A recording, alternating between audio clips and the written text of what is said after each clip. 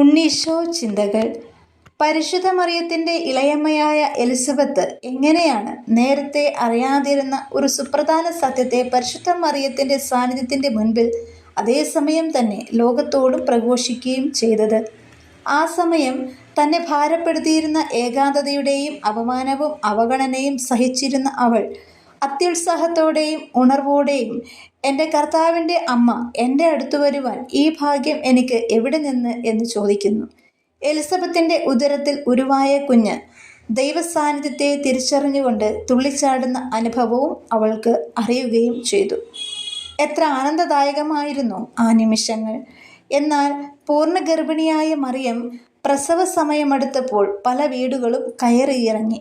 അവർക്കൊന്നും ഈ ആനന്ദത്തിൻ്റെ അവസരങ്ങൾ ഉണ്ടായിരുന്നില്ല.